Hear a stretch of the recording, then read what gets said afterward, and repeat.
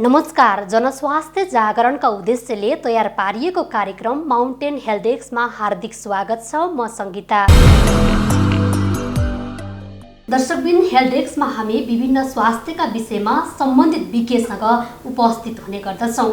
विशेष गरी तपाईँ हाम्रो जनजीवनसँग जोडिएका स्वास्थ्यका विषयमा सचेत गराउने प्रयास हाम्रो रहनेछ। मानिसको मुख्य गहना भनेको उसको मुस्कान र मुस्कानका लागि चाहिने सुन्दर दाँत हो।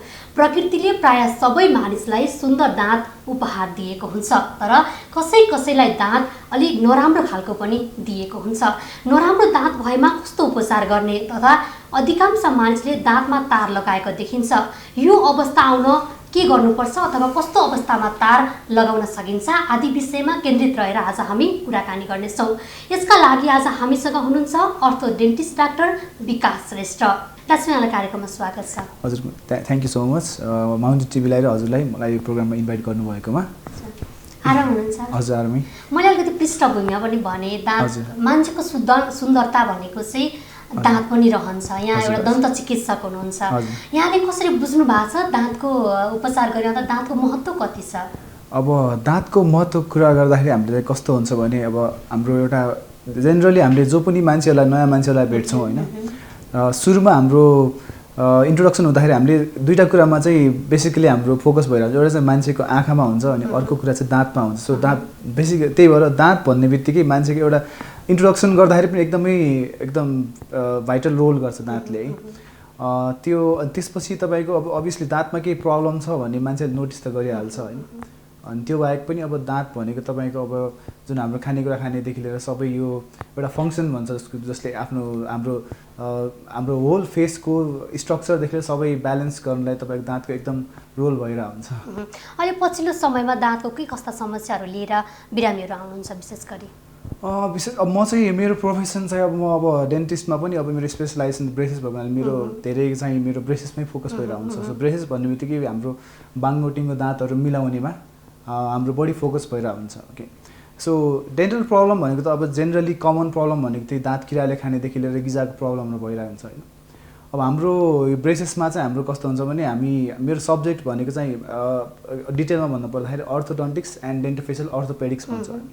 सो यसमा चाहिँ हाम्रो दाँत बाङटिङको दाँत मात्र नमिलाएर हामीले सम्पूर्ण फेसको स्ट्रक्चरहरू जुन हाम्रो माथि र तलको हड्डी जसलाई म्याक्सिला म्यान्डिबल भन्छौँ त्यो पनि त्यसमा पनि प्रब्लम भएको छ भने हामीले त्यो पनि ट्रिट गर्ने गर्छौँ। सो अभियसली अहिले जस धेरै अहिले कमन प्रब्लम छ यो दाँत बाङटिङको हुने र हाम्रो फेसको स्ट्रक्चरहरूको प्रब्लम एकदम पहिलाभन्दा अहिले धेरै नै कमन भइसकेको छ। जस्तै यहाँले कुरा गरिरहँदा यो ब्रेसेस लगाउने जुन युवा पुस्ताहरूमा चाहिँ बढी देखिन्छ, यसको कारण चाहिँ के हुनसक्ला पहिले र अहिलेको तुलनामा चाहिँ कुरा गर्नुपर्दा? अब यो ब्रेसेस लगाउने प्रब्लम किन कमन भयो भन्दाखेरि अहिले यसमा चाहिँ अब धेरैवटा फ्याक्टरहरू छ। त्यसमा पनि बेसिकली दुईवटा फ्याक्टर चाहिँ म कुरा गर्न चाहन्छु। पहिलो चाहिँ हाम्रो जेनेटिक भन्ने हुन्छ। जेनेटिकमा हाम्रो यदि हाम्रो आमा बुवाहरू हजुरबा हजुरआमाहरूमा माथि पहिलाबाट नै यदि दाँतको प्रब्लम हड्डीहरूको प्रब्लम छ भने त्यो चाहिँ हाम्रो जिन्सबाट ट्रान्सफर भएर हाम्रो नयाँ जेनेरेसनमा पनि आइरहेको हुन्छ। त्यो चाहिँ एकदम कमन प्रब्लम भयो। अब त्यो बाहेक हाम्रो अहिले चाहिँ नयाँ जेनेरेसनहरूमा चाहिँ कस्तो प्रब्लम छ भने तपाईँको हाम्रो जुन पनि खानेकुराहरू खान्छौँ हामीले अहिले त्यो धेरै खानेकुरा रिफाइन्ड फुड्सहरू खान्छौँ हामी। जस्तै पहिला हाम्रो हजुरबा हजुरआमाहरू पाइलमा जस्तो अलिकति हामीले सारो खानेकुरा खानुहुन्थ्यो उहाँहरूले। त्यस्तो अभियसली त्यो रिफाइन्ड फुड खाने बित्तिकै हाम्रो दाँत र जुन हड्डीमा स्टिमुलेसन पुग्नुपर्ने हुन्छ त्यो चाहिँ पुगिरहेको हुँदैन। त्यसले गर्दा चाहिँ हाम्रो जुन ग्रोथ हुनुपर्ने हुन्छ हड्डीको ग्रोथ त्यो चाहिँ हुन पाइरहेको हुँदैन। त्यसले गर्दा नै हाम्रो अब दाँतको साइज चाहिँ तपाईँको पहिला जस्तै हुन्छ, नर्मल हुन्छ, तर हड्डीको साइज घटेको हुनाले त्यसले गर्दा तपाईँको स्पेस पाउँदैन, जुन ठाउँ नपाएको हुनाले त्यसले गर्दा बाङमोटिङको दाँतहरू चाहिँ हुने प्रब्लम चाहिँ कम हुन्छ। त्यस्तै गरेर अब अहिले तपाईँको हाम्रो जुन बुद्धि बङ्गराहरू भन्छ, थर्ड मोलर भन्छौँ होइन, थर्ड मोलरहरू बुद्धि बङ्गराहरू पनि आजकल स्पेस नपाएर नै तपाईँको धेरै इम्प्याक्टेड हुने भन्छ, जुन चाहिँ आउनु पाउँदैन। त्यही भएर बुद्धि बङ्गरा पनि निकाल्नुपर्ने कन्डिसन एकदम कमन भइसकेको छ। जस्तै यहाँले भने जस्तो जेनेटिकली अनि एउटा कारण हुनसक्छ दाँत बाङ्गिने अथवा बाङमोटिङको हुने उछिन्नेको आउने जस्तो त्यस्तो नि प्रब्लम हुन सक्ने रहेछ? हजुर, जेनेटिक अब एकदमै जेनेटिक भनेको हाम्रो हरेक यो दाँतको मात्र नभएर हरेक हेल्थको प्रब्लममा जेनेटिक्स भन्ने चाहिँ एकदमै मेजर रोल प्ले गर्छ। सबै कन्डिसनहरूमा तपाईँको जेनेटिक्स जुन यदि बाबुआमाहरूमा प्रब्लम छ भने त्यो चाहिँ ट्रान्सफर भएर आइ नै रहेको हुन्छ। जस्तो विशेष गरी नेपालमा ब्रेसेस लगाउन कति समय लाग्छ डाक्टर? सो बेसिकली हाम्रो यो ट्रिटमेन्ट ड्युरेसन हामीले युजुअली अब हामीले ब्रेसेस लाउँदा दुई टाइपको हुन्छ। एउटा चाहिँ तपाईँको हाम्रो दाँत निकालेर गर्नुपर्ने हुन्छ, अर्को दाँत ननिकाली गर्ने, त्यो चाहिँ हाम्रो पेसेन्टहरूमा डिपेन्ड हुन्छ, कसैको कन्डिसन यस्तो हुन्छ कि उसमा हामीले दाँत निकाल्नु पर्ने हुन्छ। सो जेनरली एउटा कमन एउटा ड्युरेसन भन्नु पर्दाखेरि हामीले दाँत निकालेर गर्ने ट्रिटमेन्टहरू चाहिँ लगभग 1.5 देखि 2 वर्षमा कम्प्लिट हुन्छ। दाँत निकाल्नु पर्ने कन्डिसनमा 2 देखि 2.5 वर्ष लाग्छ। अब यो ट्रिटमेन्ट टाइम फेरि एकदम भेरिएबल हुन्छ, किनभने तपाईँको अब यो ट्रिटमेन्ट टाइममा एउटा चाहिँ तपाईँको हाम्रो पेसेन्टहरूले जुन अब केयर गर्नुपर्ने हुन्छ, ब्रेसेस लगाएपछि उहाँले त्यो ब्रेसेसहरू खानेकुराहरू खानुपर्ने जुन हुन्छ त्यो र एउटा डिसिप्लिन मेन्टेन गर्नुपर्ने चाहिँ त्यो राम्रो भएन भने तपाईँको ब्रेसेस फुस्काएर आउने इत्यादि प्रब्लमहरू भयो भने चाहिँ ट्रिटमेन्ट हामीले एक्सपेक्ट गरेको भन्दा धेरै लामो हुनसक्छ। अब कति कन्डिसनमा चाहिँ अब उहाँले एकदम राम्रो कोअपरेट गर्नुभयो र कसैको चाहिँ हाम्रो दाँतहरूको जुन मुभमेन्ट हुन्छ त्यो स्पिड पनि अलिक फास्ट हुन्छ, उसको बडीको एउटा रियाक्सन हो, फिजियोलोजी हो, त्यो भयो भने चाहिँ ट्रिटमेन्ट अलिक सर्ट हुनसक्छ। जस्तो एउटा मान्छेको कुनै पनि मान्छेको ब्रेसेस लगाउनु पर्छ भने 1 दिनमा कम्प्लिट गर्न सकिन्छ? कस्तो ट्रिटमेन्ट स्टार्ट गर्नु भन्नु हजुरले? त्यो त गर्न मिल्छ। युजुअली हाम्रो कस्तो हुन्छ नि, ब्रेसेसको लागि कोही पेसेन्ट आउनुभयो भने हामीले युजुअली डाइरेक्ट स्टार्ट गर्न मिल्दैन, किनभने सुरुमा हामीले ट्रिटमेन्ट प्लान गर्नुपर्ने हुन्छ। ओके, सो ट्रिटमेन्ट प्लान गर्न अगाडि हामीले, किनभने हामीले चाहिँ यो दाँतलाई चाहिँ हाम्रो हड्डीभित्र मुभ गरेर आउँछौँ, त्यही भएर सुरुमा हामीले एक्सरेहरू हेर्नुपर्ने हुन्छ। सो एक्सरेहरू हेरिसकेपछि हामीले त्यसमा चाहिँ एनालाइसिस गर्छौँ, दाँतको सबै एङ्गुलेसनदेखि लिएर हाम्रो पेसेन्टको उहाँको हड्डीहरू कस्तो छ, प्रोपोर्सनमा छ कि छैन, त्यो सबै हेरिसकेपछि हामीले एउटा सर्टेन प्लान बनाउँछौँ।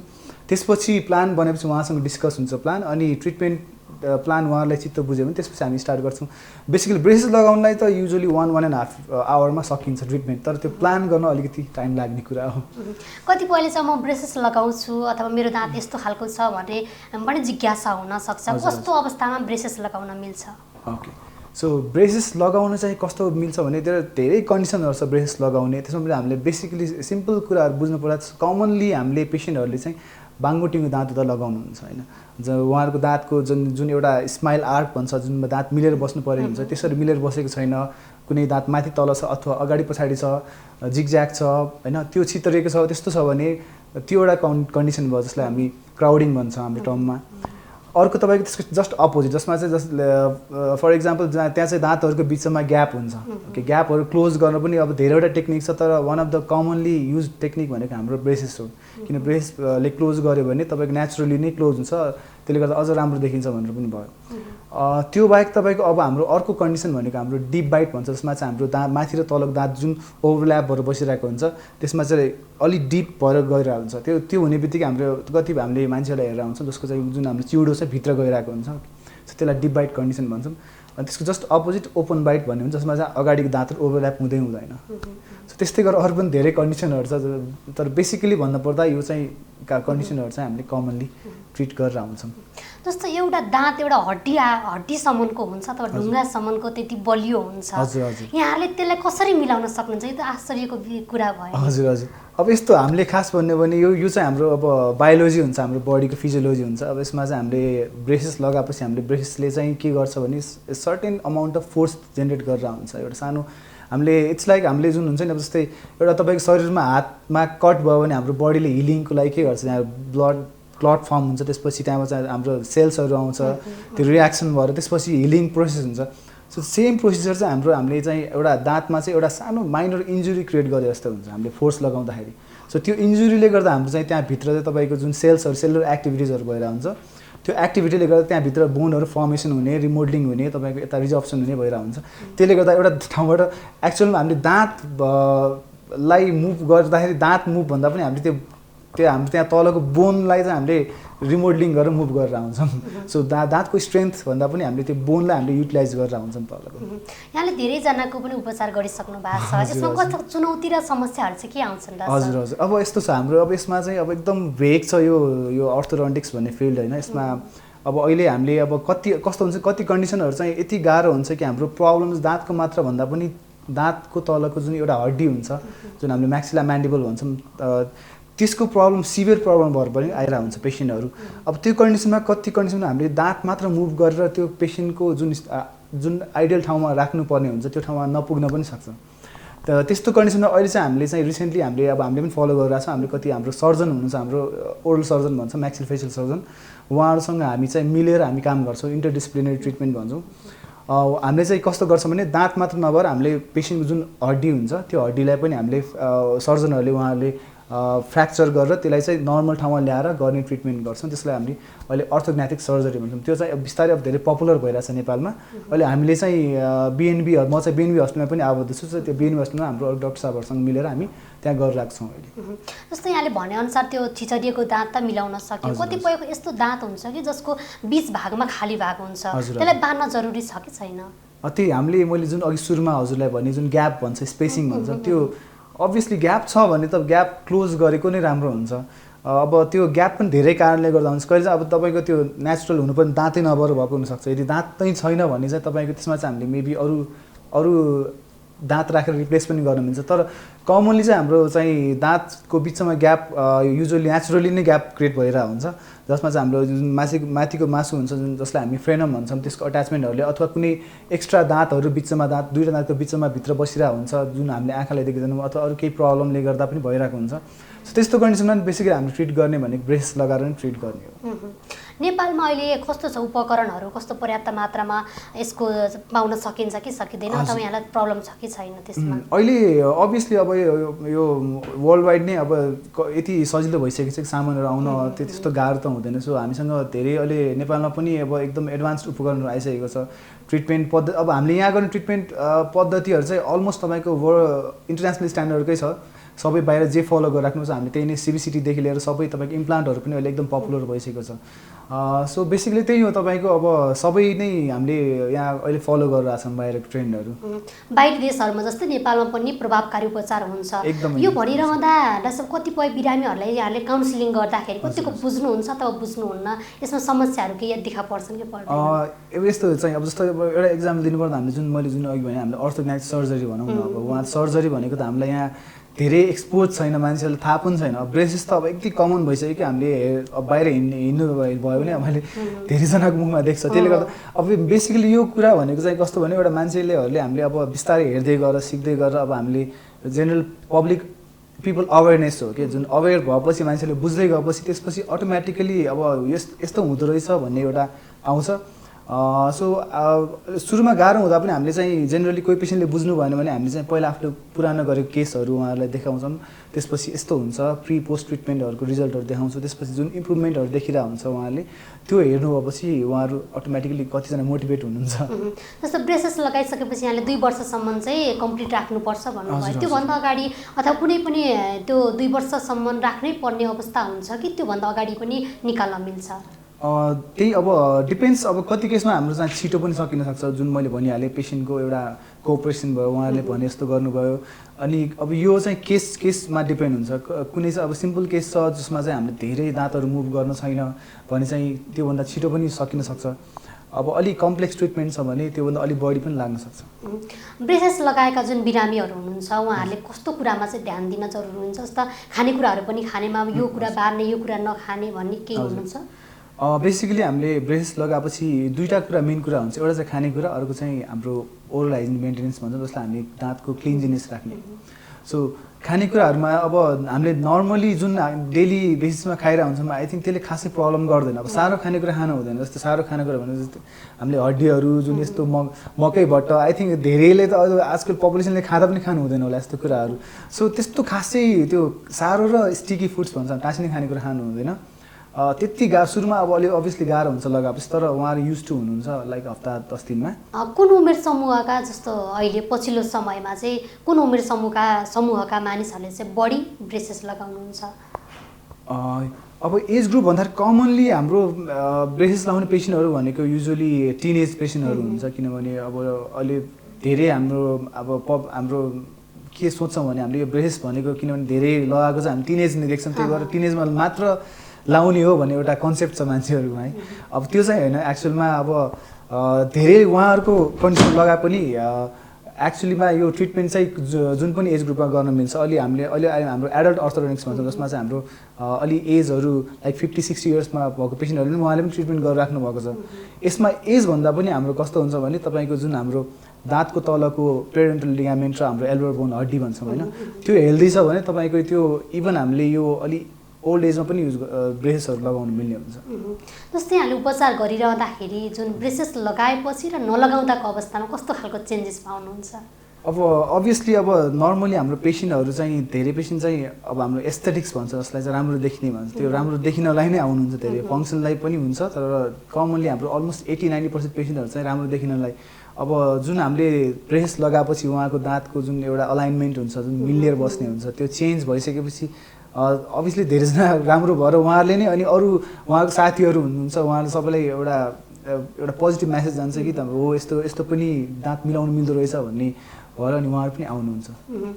यहाँले उपचार गरिरहँदाखेरि अहिले पछिल्लो समयमा कतिपयलाई मेरो दाँत चाहिँ ब्रेसेस लगाउनु पर्ने हो कि होइन पनि हुन सक्छ होइन कस्तो अवस्थामा चिकित्सकलाई भेट्ने दन्त चिकित्सकलाई विशेष गरी ओके अब यो दन्त चिकित्सकलाई कस्तो अवस्थामा भेट्ने भन्दा म चाहिँ यसमा चाहिँ के भन्न चाहन्छु भने हामीले एउटा यो दन्त चिकित्सकलाई एउटा रेगुलर टाइममा एउटा फलोअपमा भेटेको राम्रो जस्तो लाग्छ किनभने हामीलाई कति प्रब्लमहरू हाम्रो दाँतमा हुन्छ थाहा पनि भइरहेको हुँदैन त्यही भएर हामीले अब बाहिर त आइडियली हामीले 6 मन्थ्समा एउटा डेन्टल चेकअप हुनुपर्छ भन्ने भनिरहेको हुन्छ तर हाम्रो यहाँ चाहिँ त्यस्तो ट्रेन्ड छैन मैले कति मान्छे लाइक 30-40 इयर्सको पेसेन्टहरू पनि आइराख्नुहुन्छ भेट्नलाई अनि उहाँले चाहिँ मेरो फर्स्ट टाइम डेन्टल भिजिट हो भन्नुहुन्छ सो एक्चुअली यदि एभ्री 6 मन्थमा अथवा at least once in a year एकचोटि डेन्टल लाइक चेकअपलाई आउनुभयो भने उहाँहरूको के प्रब्लम छ एटलिस्ट थाहा भयो भने यदि कुनै पनि ट्रिटमेन्ट सुरुमै भयो भने हामीले जुन कस्ट चाहिँ पछि हामीले हायर कस्ट हामीले जुन सोचिरहेको हुन्छ डेन्टल ट्रिटमेन्ट कस्ट एक्सपेन्सिभ छ एक्चुअली डेन्टल ट्रिटमेन्टको कस्ट एक्सपेन्सिभ भन्दा पनि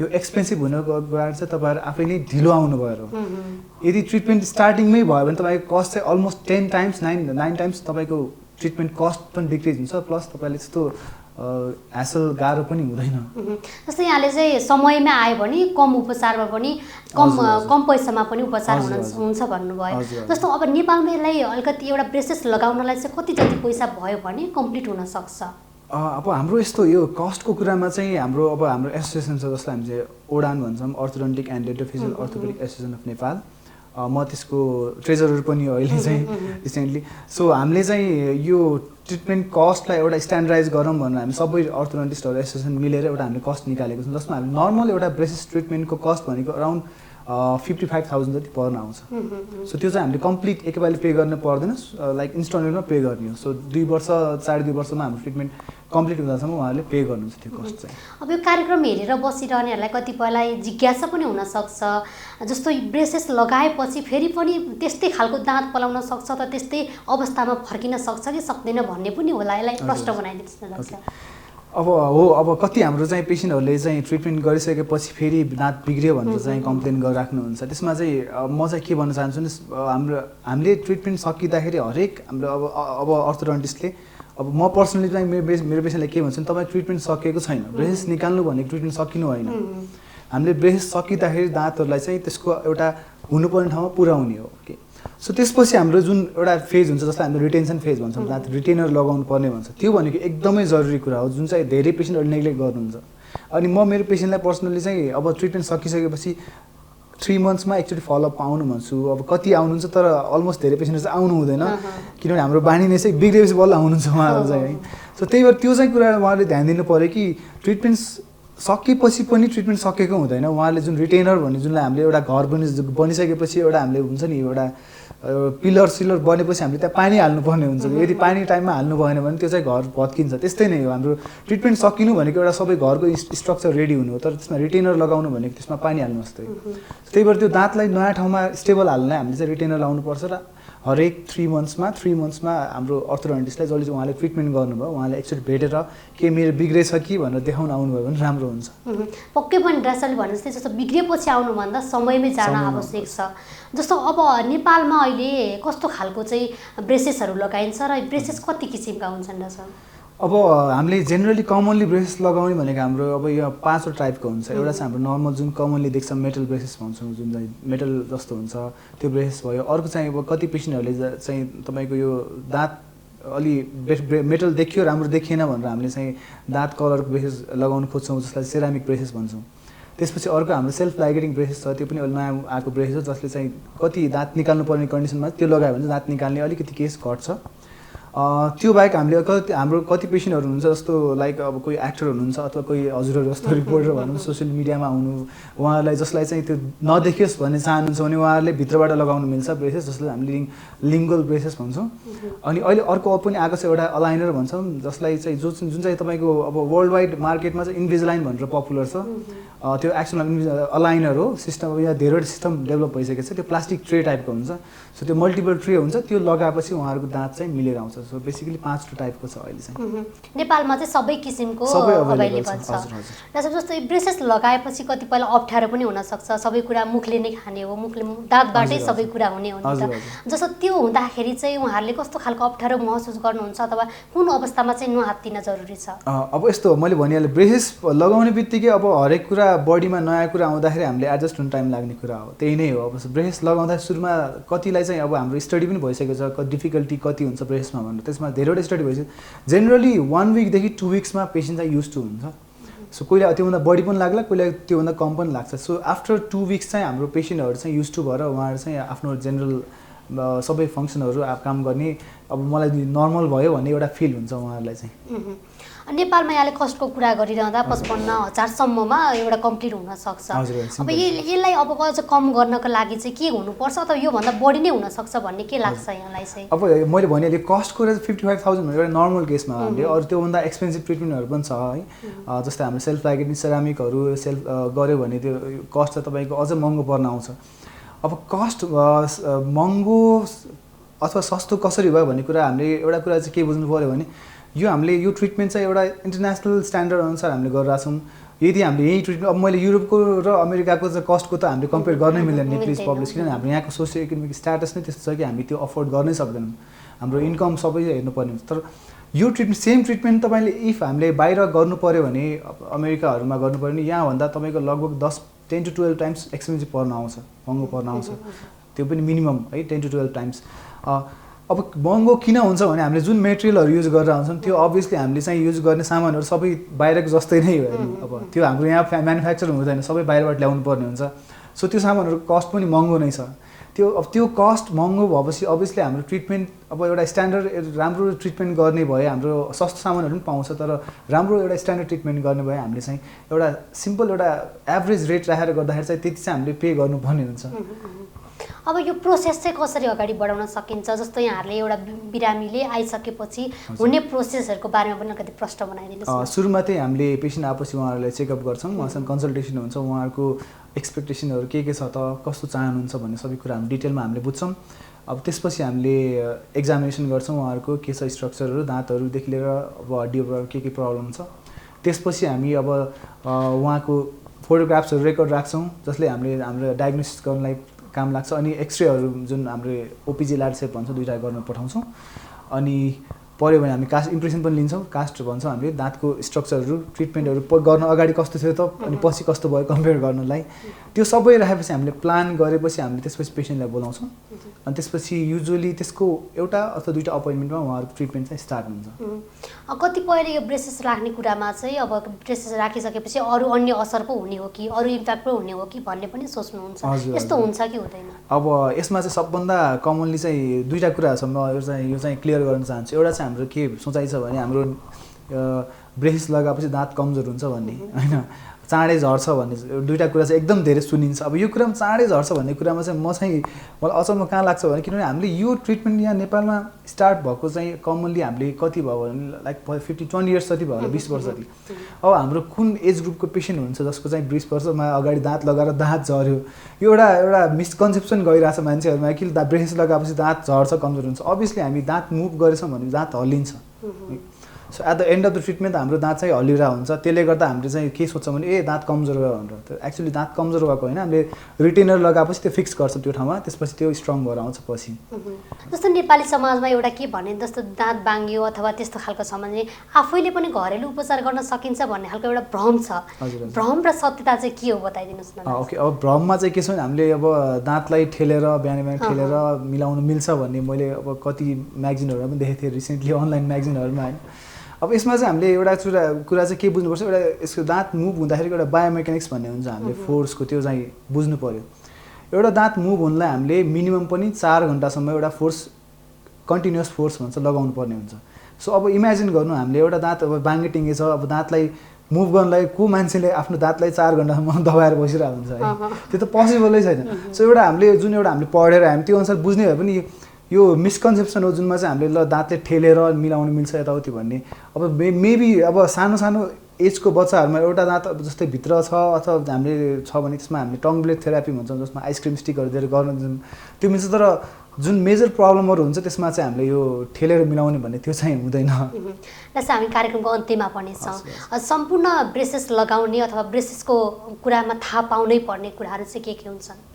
अब त्यो ब्रेसेस लगाउन अगाडि अब जुन मैले भनिहालेँ, अब हाम्रो जुन कमन कन्डिसन के छ त्यो बुझ्नु पऱ्यो। यदि तपाईँहरूको छ भने अब हाम्रो चाहिँ के हो भने दाँत भनेको दाँतको काम खानेकुरा र देखाउने मात्र नभएर एउटा दाँत चाहिँ हाम्रो एउटा जोइन्ट हुन्छ हाम्रो, जसलाई टेम्पोरोम्यान्डिबल जोइन्ट भन्छौँ, त्यसलाई चाहिँ हामीले स्टेबल पारेर हुन्छ। जस्तै हात खुट्टाको जोइन्ट हुन्छ त्यस्तै हाम्रो यहाँ पनि जोइन्ट छ एउटा, जसको नाम टेम्पोरोम्यान्डिबल जोइन्ट भन्छौँ। यो जोइन्टमा अब यो भनेको एकदमै धेरै युज हुने जोइन्ट हो।